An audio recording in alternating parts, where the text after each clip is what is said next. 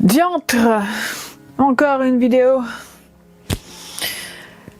Il fait soif ici, non? Je vais prendre un petit peu d'eau, je reviens. On se sert un verre d'eau, bien entendu. N'oubliez pas de vous hydrater, c'est très important. Faites pas comme moi qui passe son temps à être en déshydratation moyenne à sévère.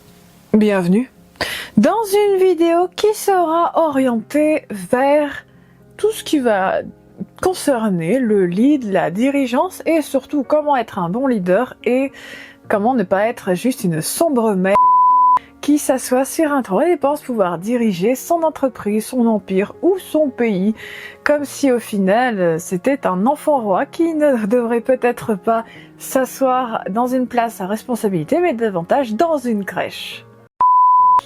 Et ici, on va parler majoritairement de tout ce qui va concerner comment diriger un empire, quelles qualités valoriser et quels comportements éviter. Le fait de diriger n'est pas exactement ce que vous croyez. Parce que pour beaucoup, ça va juste être avoir le pouvoir et faire globalement tout ce qu'on veut, alors que dans la réalité, ça correspond au comportement d'un enfant. Être dirigeant n'est pas être dans une position où l'on est aussi libre qu'on pourrait bien souvent le croire. Parce qu'en réalité, le fait de diriger est probablement la pire position à avoir. Alors, vous avez des qualités de leader né, ou vous avez commencé à travailler sur votre lead, votre côté dirigeant, c'est une chose. Et je voulais aborder ce sujet. Toute ressemblance qui pourrait, de manière fortuite, bien sûr, rappeler beaucoup d'événements actuels est totalement fortuite. Bien sûr. Diriger est en réalité la position la plus inconfortable qui soit, parce que c'est un peu comme avoir le fessier entre deux chaises, où vous devez à la fois naviguer entre beaucoup d'autres troubles. Parce que le fait de diriger, ce n'est pas aussi simple, ce n'est pas aussi agréable, et c'est encore moins l'un des postes où l'on est le plus libre, parce qu'en réalité, le fait d'être dirigeant, d'être leader, d'être un empereur, un président, un roi, un chef de société, une chef de société, peu importe, au final, quand vous êtes dans une position de leader, c'est la position la plus exigeante qui soit, parce que non, vous ne pouvez pas faire ce que vous voulez, non, vous ne pouvez pas traiter les gens avec irrespect. D'ailleurs, c'est souvent comme ça que les empires s'effondrent. Le fait d'être dirigeant appelle à des qualités qui vont au-delà du juste « j'ai eu la position, j'ai donné plus d'argent à tel ou tel et machin avec des fraudes, etc. » Non. Être arrivé à une place, notamment on peut donner l'exemple notamment de certains rois qui ont hérité de leur pouvoir, n'en font pas forcément des leaders adéquats et voire même performants. Parce que le problème avec le fait d'un pouvoir hérédité ou le fait d'avoir notamment, je sais pas, atteint une place parce qu'on vous l'a donné ou parce que vous l'avez gagné mais par des moyens, on va dire, pas les moyens très intègres, on va dire. Ça ne donne pas pour autant aux personnes le fait d'être apte à diriger. Parce que diriger, ce n'est pas juste une place. Diriger, c'est un état d'esprit qui va comprendre beaucoup de choses différentes. Diriger n'est pas juste le fait d'avoir le gros bureau, du gros entrepreneur, du président, du ceci, du cela. Non. Parce que ça, le fait de s'asseoir derrière un bureau de dirigeance ne fait pas de vous quelqu'un pour diriger. Ne fera d'ailleurs de personne quelqu'un qui est apte à diriger. Le fait de savoir diriger, le fait d'être apte vraiment à gérer un pays, à gérer un état, à gérer tout ce que vous voulez, n'est pas à la portée de tout le monde. Parce que il faut avoir atteint un certain niveau d'équilibre. Un niveau où vous ne tombez pas du côté des tyrans, vous ne tombez pas non plus du côté des bons samaritains laxistes qui finissent par se faire avoir par tout le monde, mais vous avez atteint un niveau central, j'appellerais ça d'ailleurs la voie du milieu, qui peut s'apparenter énormément à certaines philosophies dites orientales, on peut penser notamment au bouddhisme et au taoïsme, il me semble, et où en fait vous êtes dans une voie du juste, vous êtes dans une zone juste, c'est-à-dire que vous savez faire preuve de dureté quand c'est nécessaire et à raison, et en même temps vous êtes capable de clémence et d'être magnanime quand ça se justifie et que c'est logique, et en fait que c'est une bonne chose de l'être, mais c'est logique parce que ça répond à vos valeurs morales. On va en fait tout de suite embrayer avec l'art de la guerre et je vais revenir notamment sur quelque chose auquel j'ai déjà fait référence dans la vidéo, je crois que c'était le guide de survie pour célibataires, je vous mettrai le lien juste là, et où en fait on peut appliquer les 5 facteurs, parce que oui, le lead se base énormément sur les 5 facteurs qui sont tout simplement décrits dans l'art de la guerre. Normalement ça fait partie des premiers chapitres, il me semble, qui vont faire en sorte que votre entreprise ou votre projet, mais également un empire entier, un pays entier, va avoir des bases solides ou pas du tout. Et en fait, pourquoi est-ce que je vous parle de l'art de la guerre? Déjà parce que j'adore ce recueil, je suis passionnée par ça, je l'ai lu un nombre incalculable de fois, mais surtout parce que ce recueil va vous permettre d'avoir une stratégie militaire, certes, mais également de réussir à établir des bases solides pour avoir une entreprise pérenne. Alors bien sûr, il peut y avoir des attaques extérieures, mais là on va parler du cœur même d'une entreprise, d'un empire, d'un pays, et comment diriger et comment établir des bases saines en fait pour être dirigeant. Parce qu'être dirigeant, c'est être à la fois intègre, avoir une extrême conscience de la technicité ou du moins être assez sage et intelligent et plein de discernement pour savoir s'entourer de personnes qui vont vous donner des conseils sur des sujets beaucoup trop poussés dans des domaines que vous n'avez pas forcément abordés ou de manière pas assez technique. Et en fait, là où interviennent les 5 facteurs, c'est que non seulement il va falloir privilégier une ambiance de rassemblement, de fédération de vos employés, mais aussi de vos alliés. Parce qu'en fait, et c'est notamment évoqué dans les 5 facteurs, c'est aussi appelé les 5 piliers dans l'art de la guerre, c'est que il faut toujours favoriser une bonne entente avec vos alliés, et une très bonne entente et un bon traitement au cœur même de vos rangs. Parce que le fait d'être dans un climat de peur, et on va en parler par la suite, et de méfiance, mais aussi de troubles, va davantage favoriser un déséquilibre et une destruction de votre empire, plutôt que favoriser la pérennité. En général, un empire ou une structure même sociétale qui n'a pas d'intégrité, qui ne suit pas un certain code de valeurs et qui ne respecte pas son peuple, ses employés, etc., ou même son système de garde, on va dire, de sécurité, c'est clairement un empire ou même une société qui n'a pas d'avenir, parce qu'à court terme, il y aura des résultats, mais à moyen et long terme, ce n'est pas une société ou un empire, ou même un État ou un pays qui est fait pour durer, parce qu'en fait, ça va créer un déséquilibre profond, et concrètement, ça conduit toujours au complot, on va pas se mentir. D'ailleurs, si vous n'êtes pas encore abonné, non, on ne parle pas constamment de tactique et de lead ici, mais j'avais envie d'en parler, alors j'en profite. Et j'en profite également dans cette petite pause pour vous dire, si vous n'êtes pas encore abonné, je profite de cette petite pause afin tout simplement de vous proposer de vous abonner si mon contenu vous plaît et que vous ne l'avez pas encore fait. Pour suivre la suite de mes vidéos qui sont très éclectiques, n'est-ce pas? Ensuite, parmi les autres facteurs, il y a également le climat et le territoire. Il y a une gestion vraiment de tout ce qui va relever soit des incidents, soit de l'état météorologique, quand même des problèmes dits climatiques. Il y a quand même cette partie-là à savoir gérer, donc il faut aussi savoir avoir une application environnementale pour le meilleur, parce que si vous ne prenez pas soin du climat, ne vous en faites pas, sachez que la nature, elle, saura réclamer son dû. C'est regrettable de ne pas forcément en prendre compte. Et le fait d'avoir vraiment tout ce qui va être une politique ou même une gestion d'un pays ou même d'une entreprise va devoir effectivement prendre en compte l'environnement, les situations climatiques, les incidents et tout ce qui va relever d'actions où vous essayez quand même de rendre ce monde meilleur et pas juste de prendre et de laisser totalement exempt le lieu où vous êtes, hein, parce que c'est aussi une manière que le karma aura créé une dette pour vous. Sachez que le karma a un sérieux coup de savate.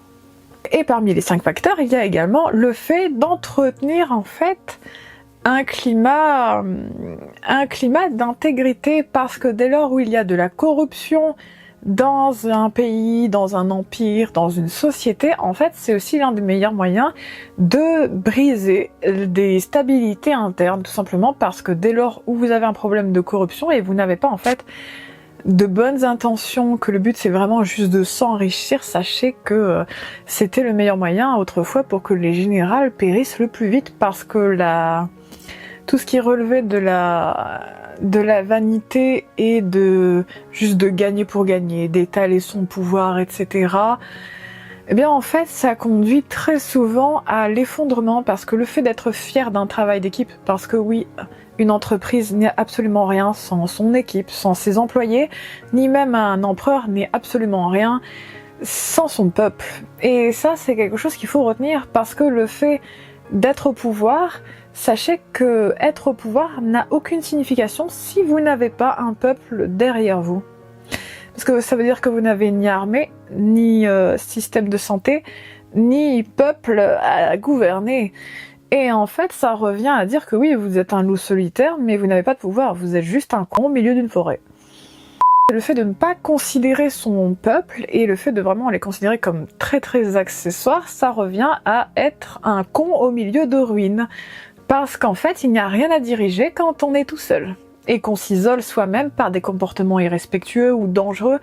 Sachez que répondre à une attaque extérieure, c'est une chose, mais créer un climat extrêmement dysfonctionnel, dangereux, qui cause beaucoup de peur, n'est pas le meilleur moyen, parce qu'en fait, quand vous créez un climat de crainte interne, eh bien les gens se méfient de ce type de régnants et de dirigeants, parce qu'ils sont la menace. Ce qui fait que forcément, vous devenez le danger, et absolument pas celui qui apporte un avenir radieux, ni même un avenir tout court. Sachez que c'est perçu comme un danger inhérent. Mais le danger le plus grand, parce qu'au final, c'est comme si vous aviez un loup dans la bergerie, et du coup, est-ce que vous voulez être un loup? Bien sûr que non. Donc oui, il y a une manière de régner, mais sachez régner avec une certaine justesse. Les régnants sont censés être des gens qui ne sont pas excessivement exigeants des autres, mais très exigeants d'eux-mêmes. C'est ce qui d'ailleurs fait la différence entre un bon dirigeant et une dirigeante, et des personnes qui sont juste arrivées au pouvoir comme ça, et qui font tout et n'importe quoi. C'est que les bons dirigeants, être vraiment leader, ça signifie être suffisamment intelligent pour savoir non seulement jouer avec les cartes que l'on a en main, mais aussi savoir être là où personne ne vous attend et avoir un certain niveau de respect. Parce que ne pas respecter ses collaborateurs ou ses alliés, c'est une manière également de perdre son empire. Parce que pour le coup, une personne qui ne respecte pas les autres, c'est quelqu'un qui, certes, les autres vont le craindre, mais sachez que l'irrespect laisse des traces, et très souvent, ce sont les premiers qui essaieront de comploter contre vous, ce sont les personnes que vous n'aurez pas respectées, et ça c'est vraiment dommage. Parce que pour le coup, au lieu d'utiliser les cartes à bon escient, vous avez juste tout jeté aux orties, et finissez absolument sans rien. Les intentions. Parce que diriger sans bonnes intentions, c'est la meilleure manière de disparaître, on va dire. Et on peut d'ailleurs citer, en termes de manque d'intention bienveillante, on peut citer, et là je mets des grosses pincettes, parce que bon, au niveau historique, on a quand même Tacite et un autre dont je me souviens pas le nom, je vous le mettrai là, qui ont retracé l'histoire un petit peu de Caligula en mauvais termes, et qui le décrivait comme quelqu'un avec une moralité, comme avec Néron d'ailleurs, plus ou moins douteuse. Mais bon, après il y a des grosses pincettes à prendre, parce qu'on n'est pas trop sûr de ce qui était vrai ou pas, étant donné qu'ils étaient impliqués dans le parti notamment des sénateurs et de l'aristocratie, qui n'étaient pas spécialement très d'accord avec la politique de Néron et de Caligula notamment. Donc c'est vraiment avec des grosses pincettes que je vais parler de lui, et de Néron aussi, et pour le coup là on est dans des cas où la moralité était quand même douteuse et très questionnable, et les a poussés et conduits à se faire par un complot de sénateurs notamment. Et dans le cas en particulier de Caligula, lui carrément il s'était mis à dos la garde, tout ce qui était militaire, il s'était mis à dos le peuple, il s'était mis à dos les trucs, il s'était mis quasiment tout à dos et avait une moralité qu'on qualifiait de très discutable. D'ailleurs, il se fera sa... Sachez qu'une personne qui manque de moralité, c'est quelqu'un en qui on ne peut pas avoir confiance. Et le fait d'être dirigeant, ça appelle à avoir un système moral très clair et surtout très intègre, qu'on pourrait qualifier quasiment de pur. Eh bien, en fait, à partir du moment où vous n'avez pas un système de valeurs très précis, mais surtout qui est très poussé vers la tolérance, le respect d'autrui, à partir du moment où vous partez dans des extrêmes, c'est-à-dire soit de manière dans la partie tyran, soit dans la partie laxiste et beaucoup trop bisounours, etc., il y aura forcément un problème. Parce que, par exemple, si vous êtes beaucoup trop orienté vers la gentillesse, vraiment des gros bisounours de service, clairement, tout le monde va vous la mettre à l'envers et tout le monde va essayer de vous prendre votre empire. Parce que sachez-le, être trop gentil, ce n'est pas bon du tout. Le fait d'être trop gentil pousse au complot également, tout simplement parce que vos ennemis ou même vos proches vont considérer ça comme de la faiblesse et vont essayer de profiter de ça. Alors vous me direz, tout le monde ne sont pas des personnes totalement immorales et horribles, certes, mais la majorité l'est. Et en fait, vous allez tomber sur des personnes très bienveillantes, certes, mais ça reste une minorité. La plupart des gens sont des personnes qui sont totalement fourbes, sournoises, et vaniteuse qui essaye toujours d'avoir plus. On est clairement sur un système qui aime porter au nu les comportements dysfonctionnels pour globalement écraser les autres et réussir de cette manière. Et du coup, être quelqu'un de gentil, mais surtout trop gentil et laxiste, n'est pas bon du tout.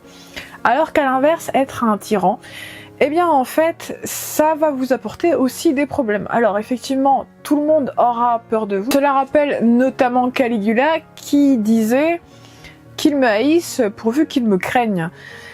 Et en fait, là, vous tombez effectivement dans une partie où, certes, les gens vont vous craindre, certes, les personnes vont se méfier. La peur profonde, en fait, va probablement réussir à faire en sorte qu'ils vous obéissent au début, et je précise bien au début, parce qu'en réalité, par la suite, ces mêmes personnes feront tout pour vous destituer, tout simplement parce que à partir du moment où on est dans un endroit où vous poussez à la crainte et vous êtes un danger presque immédiat pour les personnes qui vous entourent, ou même les personnes que vous dirigez, eh bien en fait, ça va provoquer au départ, ils vont plus ou moins obéir, parce qu'ils vont considérer qu'ils n'ont pas le choix, sauf qu'au fur et à mesure, et la situation allant et probablement empirant, eh bien ces personnes vont faire en sorte soit de partir, voire de détruire l'empire que vous avez construit, ou que vous avez volé, hein, ça dépendra. Et ils vont faire en sorte effectivement de détruire l'empire que vous avez réussi soit à obtenir de manière fort détournée et pas du tout légale, ni même très très morale, ni intègre du tout, même on peut le dire, pour certains en tout cas. Et dans certains cas, ils vont détruire ce que vous avez créé, mais comme vous avez tourné tyran, ça va pas durer longtemps. Ce qui fait que forcément, être dirigeant, oui, vous avez obtenu la place, mais avoir un comportement dit totalement tyrannique, et on peut le dire abusif, ne vous permettra pas de garder le pouvoir longtemps, tout simplement parce que ce n'est pas un comportement de dirigeant. Il y a beaucoup de personnes, n'empêche, qui considèrent que parce qu'ils ils sont haut placés, parce qu'ils ont beaucoup d'argent sur leur compte, ils sont peut-être même, je sais pas, l'homme le plus riche du monde, par exemple,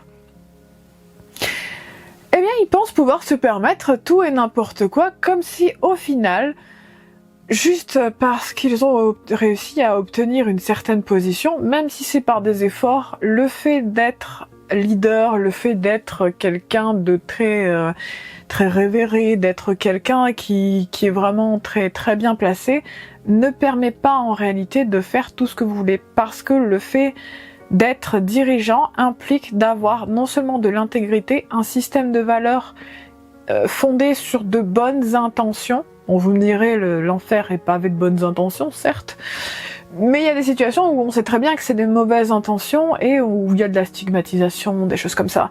Et le fait d'être dans de l'intolérance et vraiment du manque de respect, ne serait-ce que pour la vie en elle-même, ou le fait ne serait-ce que d'être dans un manque de respect constant selon la classe que vous avez, etc. Et bien en fait, ça prouve que la personne n'est pas leader, n'est en fait que l'esclave de ses propres désirs les plus sombres. Parce qu'une personne qui dirige, les excellents dirigeants, sachez-le, savent faire preuve de discernement. Si les intentions et l'intégrité du général, oui, il qualifie le général à ce moment-là, n'est pas intègre, n'est pas pure et juste, eh bien en fait ce général n'a aucune chance de gagner. Parce que dans cette dissonance, dans ce désaccord profond, ça prouve en fait une instabilité. Et quand on est instable, absolument rien de ce qu'on peut créer ne peut durer.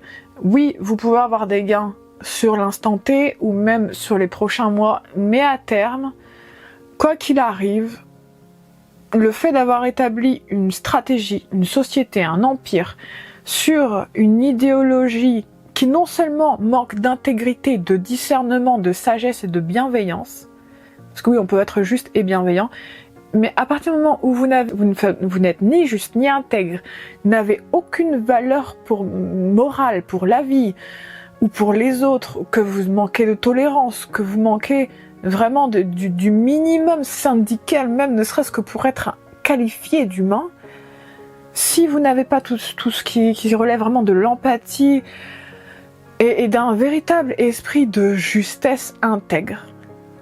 Peu importe les gains que vous avez à l'instant T, à terme, votre entreprise ou votre empire n'a aucun avenir et sera forcément détruit. Être leader, c'est être capable de fédérer. Et dès lors où vous n'êtes pas capable de fédérer, de faire en sorte que chaque groupe fonctionne les uns avec les autres et réussit à communiquer, parce que c'est aussi ça.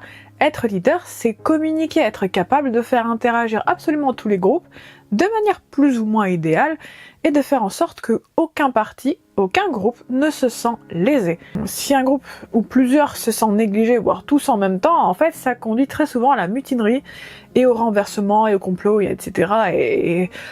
Et tout ce qui s'ensuit, on va dire, on va pas parler ici de la Révolution française et 1789, pas du tout. Mais effectivement, ça peut conduire à des extrêmes, parce que le fait d'avoir plusieurs groupes différents qui se sentent lésés, mais surtout dans des crises, eh bien, tout simplement, ça conduit à la fin d'un empire, parce qu'effectivement, tous les partis qui sont censés répondre et créer la structure même de votre empire se délite au final, parce qu'il n'y a plus de fonctionnement, plus d'interaction entre tous les groupes, ou parfois il y a des interactions entre eux, mais c'est davantage pour vous destituer en fait.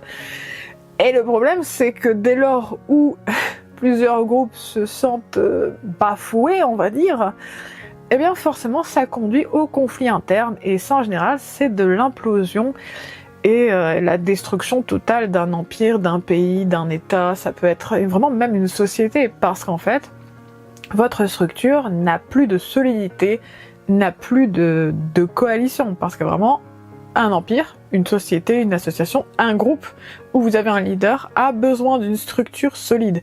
Et dès lors où cette structure n'existe plus ou est mise à mal, globalement, à moins de redresser la barre, ça va très mal se finir.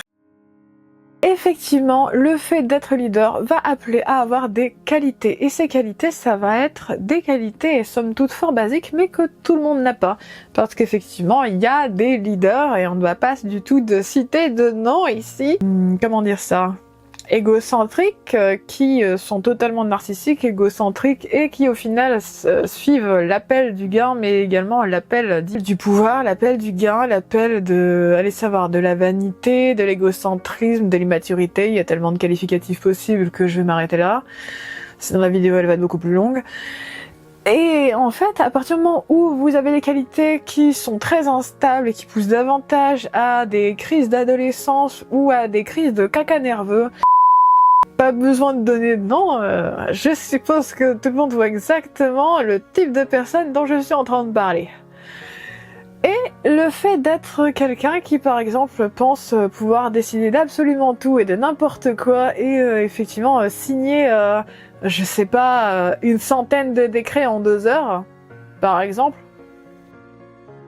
eh bien en fait ça c'est une preuve de manquer gravement de considération, de discernement, mais également de sagesse, parce que pour le coup, le fait de prendre des décisions un peu à l'arrache et de croire pouvoir tout se permettre de dire tout ce qu'on veut quand on veut, de donner tous les ordres qu'on a envie et que tout le monde devra suivre et se taire, bien en fait c'est une grave erreur, parce qu'en fait il y a une différence entre gérer une situation au mieux et juste dire je fais ce que je veux, taisez-vous. En fait ça fonctionne pas ça, parce que pour le coup quand on est dirigeant on est censé signer avec une grande attention les décrets, les accords commerciaux, ça peut être beaucoup d'éléments différents, mais on peut pas juste faire ça, parce qu'en fait faire ce type de choses va provoquer de l'instabilité et au final un déclin profond, total et parfois même violent, parce que pour le coup le fait de prendre des décisions en croyant sincèrement qu'on a tous les droits,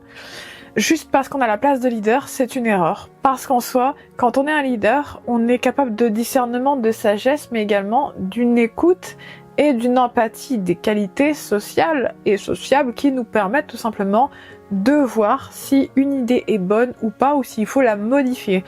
Parce que pour le coup, juste penser pouvoir faire tout et n'importe quoi parce que on est dans un rôle de leader, parce qu'on est dans telle place ou ci et ça, ça ne justifie pas de faire tout et n'importe quoi. Être leader, c'est être extrêmement responsable. En fait, ça correspond même à ce qu'on pourrait apparenter le rôle de parent, parce que pour le coup, vous prenez des décisions qui impliquent d'autres personnes et vous essayez de faire au mieux et pas juste d'essayer de faire votre loi.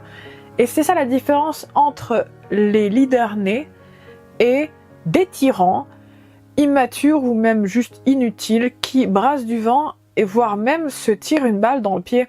Parce que pour le coup, être un leader, c'est prendre de bonnes décisions, être visionnaire, mais également prendre en considération l'avis des autres et pas juste partir du principe où vous avez l'ultime vérité, où vous pouvez faire tout ce qui vous chante, traiter les gens comme ça vous chante, de faire vraiment tout ce que vous avez envie quand vous en avez envie. Non, être dirigeant, c'est la pire des places. Parce que pour le coup, vous êtes non seulement responsable de vos actes, mais aussi des actes, par exemple, de votre armée ou même de votre sécurité. Ça peut être aussi de vos employés. Vous êtes responsable de qui vous avez accepté au sein de votre entreprise, au sein de votre empire, au sein de votre état, de votre pays, quoi qu'est-ce. Et en fait, à partir du moment où il y a quand même de la désolidarisation par moment qu'on peut observer, où on dit non mais c'était pas moi, c'était... Oui mais non, parce qu'on est responsable en fait, on est profondément responsable, et être dirigeant, c'est accepter la part de responsabilité inhérente à ce poste. Et à partir du moment où on fait non mais c'était pas moi, même ça compte pas. Parce que si par exemple c'est une personne de votre sécurité qui fait une bévue, vous êtes responsable. Parce que même si c'est pas vous directement qui l'avez fait, c'est un de vos collaborateurs, c'est un de vos employés, c'est un de vos collaborateurs, c'est une des personnes de votre entourage, ça peut être un de vos sénateurs par exemple, qui cause du trouble. Et en fait, vous êtes responsable de ça. Et aussi responsable si une situation, il y a une erreur, si vous êtes responsable aussi de s'il y a une bévue, s'il y a une erreur, s'il y a un incident.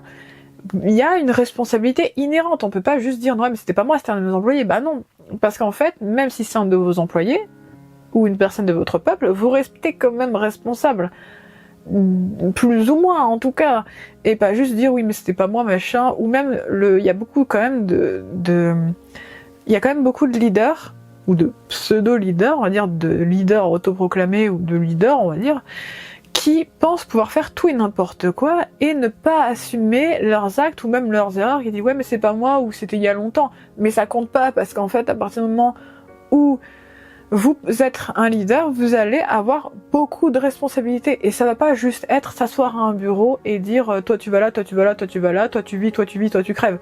En fait, c'est pas ça. C'est pas être général, c'est pas être patron, c'est pas être patronne, c'est pas être président, c'est pas être empereur, ça ni impératrice. Ça, c'est un comportement d'enfant.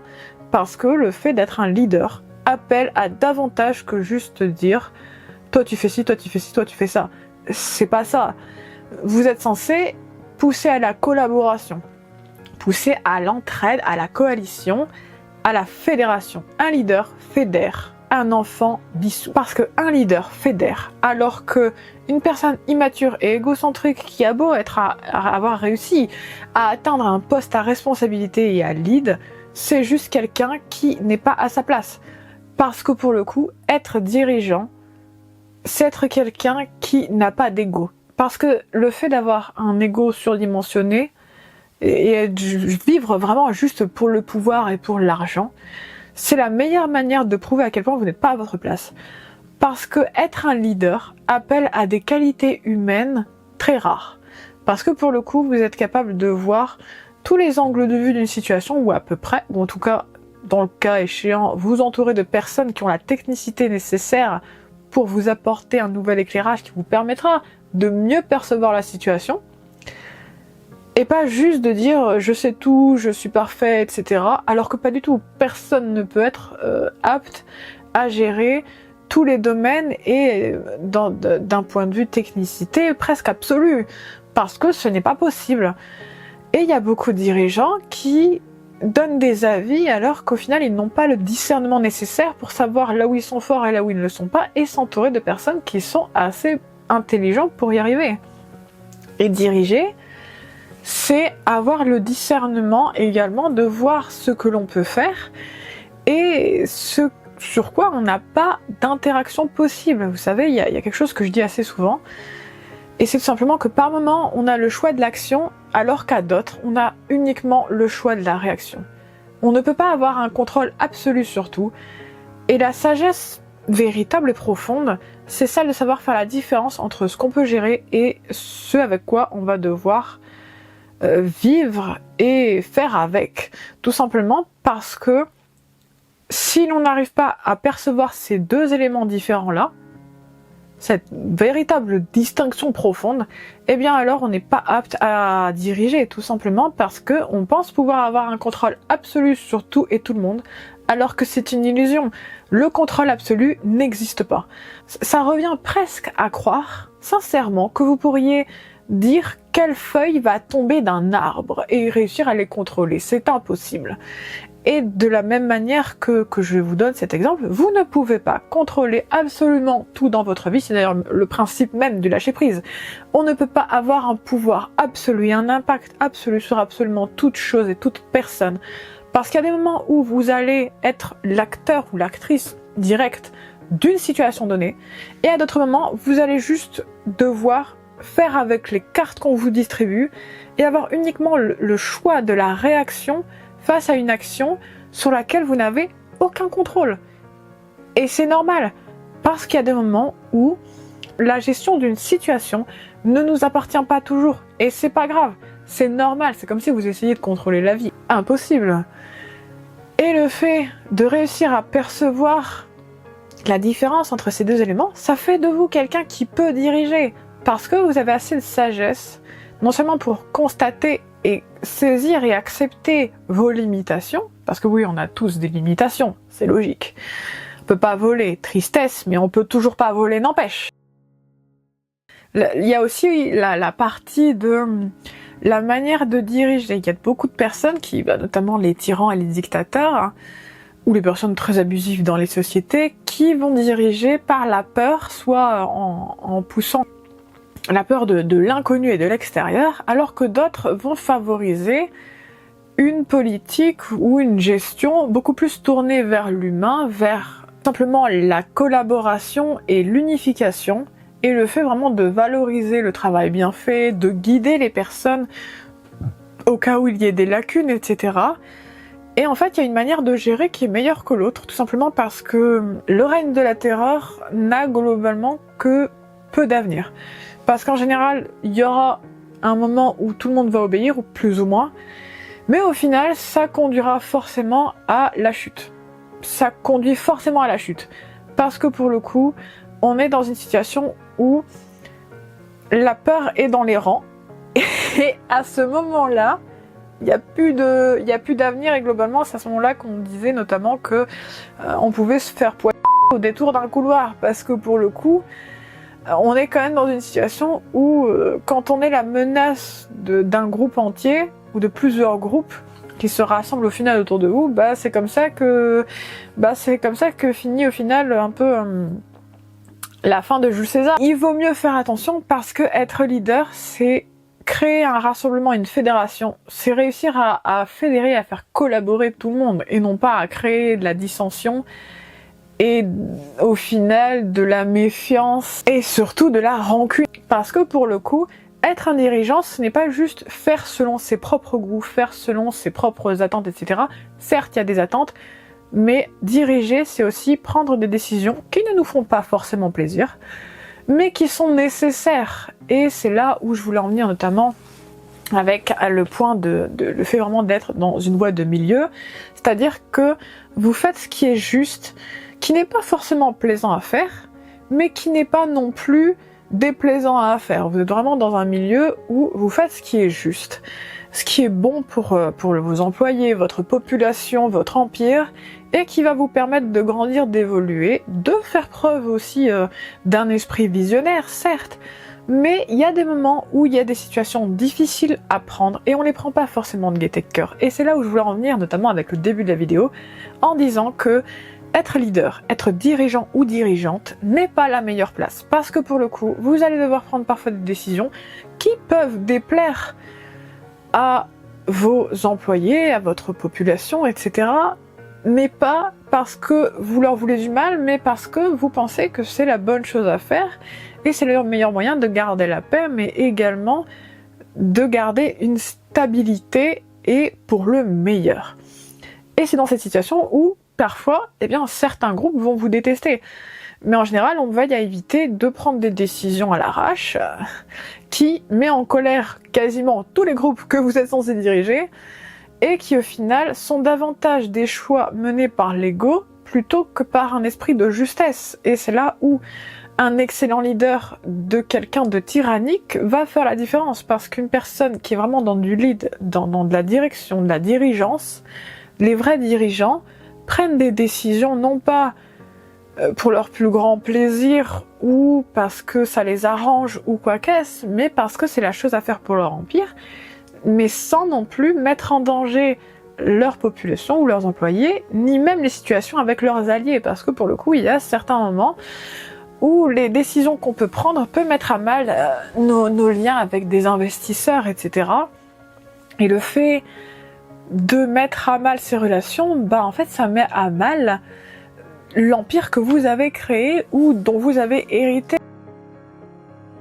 Dès lors où l'on dirige par la crainte, l'injustice, la haine, il n'y a absolument rien qui peut ressortir de bon de cela. Tout simplement parce que l'abîme appelle l'abîme. Et l'on peut effectivement avoir un gain sur le court terme. Mais à moyen et long terme, c'est uniquement la chute qui suivra. Et ce, peu importe au final les boniments qu'on essaye de se raconter. Vous pouvez être n'importe qui dès lors où c'est la haine et la peur qui vous dirigent. Dès lors où ce sont des intentions malveillantes qui dirigent les actions d'un leader, ce leader et son empire n'ont absolument plus aucun avenir. Tout simplement parce que ce ne sont pas des valeurs qu'il faut favoriser, ce ne sont pas des valeurs qui favorisent la stabilité, mais au contraire, une instabilité sans nom. Cette vidéo était fort sérieuse, mais c'est une vidéo à laquelle je tenais particulièrement. C'est une vidéo à laquelle je tenais beaucoup parce que j'avais envie de proposer un message qui n'est pas forcément celui qu'on entend souvent, et je sais que effectivement on peut remettre en question ma légitimité à m'exprimer. J'ai énormément étudié ce qui relève de la tactique, des stratégies, les négociations, mais également tout ce qui relève de la civilisation, de l'histoire. Je lis énormément d'œuvres différentes, autant historiques que des œuvres en fait sur les différentes civilisations. Je suis vraiment une passionnée par ces sujets-là. Et pour le coup, effectivement, ça fait quand même plusieurs décennies que j'étudie le sujet. J'ai tendance effectivement à m'y connaître assez sur le sujet, ou au moins relativement suffisamment pour pouvoir en parler. Et j'avais envie effectivement de partager un point de vue qui sera peut-être pour personnel, mais que j'ai pu lire à travers divers ouvrages qui effectivement ont partagé un peu la même valeur, un peu qu'on partageait effectivement le même point de vue. Après, effectivement, je ne suis pas une spécialiste et diplômée dans tout ce qui va être géopolitique, mais j'ai suffisamment lu sur le sujet et il y a beaucoup de philosophes et notamment d'écrits notamment celui de Sun Tzu qui quand même corrobore déjà avec une opinion que je pouvais déjà avoir. J'ai juste envie de partager avec vous des réflexions que je peux avoir sur certains sujets que j'ai énormément étudié. J'ai également beaucoup étudié et pratiqué la spiritualité, donc en fait je peux effectivement m'exprimer sur ce type de sujet parce que j'ai beaucoup lu, notamment des sources très sérieuses. Je suis pas allée sur Wikipédia, je vous le dis tout de suite. J'ai acquis quand même un certain niveau de connaissance au fur et à mesure, ça fait quand même... c'est bientôt mon anniversaire, donc en fait, ça fait quand même plus de 3 décennies que j'existe, alors autant vous dire que j'ai un certain niveau de connaissance, et j'avais envie de vous transmettre un petit peu des réflexions que je peux avoir sur ces sujets-là, que j'ai pu observer, et j'ai eu notamment J'ai quand même un réseau qui est très varié, donc autant je peux avoir des amis qui sont ouvriers, autant je peux avoir des personnes dans l'informatique, autant je connais des personnes qui sont médecins, avocats, autant je connais effectivement des patrons d'entreprises, voire même de grosses entreprises.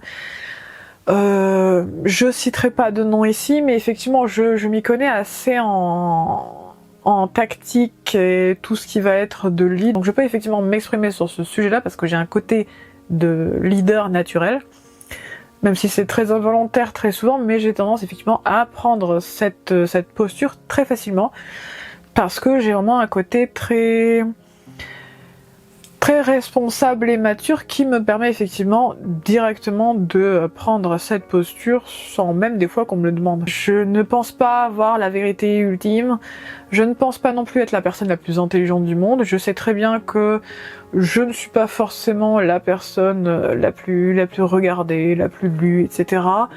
Mais j'ai quand même un certain niveau de sagesse et d'intelligence qui me permet de m'exprimer sur beaucoup de sujets et j'avais envie ici de m'exprimer sur celui-là. D'ailleurs, selon vous, qu'est-ce qui fait un bon leader ? J'aimerais que, si ça vous dit en fait d'en parler, vous écriviez en commentaire ce qui pour vous représente en termes de qualité, de moralité et de système un peu de gestion. Comment vous décririez quelqu'un qui est un leader plus ou moins parfait selon ses qualités, selon ses méthodes, etc. J'aimerais vraiment entendre votre avis sur comment est-ce que vous percevez un bon leader d'un mauvais. Si vous n'êtes pas encore abonné, je vous invite à le faire dès à présent. Si le cœur vous en dit et que mon énergie, si ma vibration vous plaît et si vous avez envie effectivement de poursuivre ce chemin. Si je m'écoutais, cette vidéo durerait plus de 6 heures très facilement. Parce que c'est un sujet tellement passionnant qu'effectivement, cette conversation peut durer très longtemps. Donc, on va s'arrêter ici et je vais vous dire à la semaine prochaine, le dimanche à 17h17, comme à chaque fois. Et sur ces mots, à bientôt.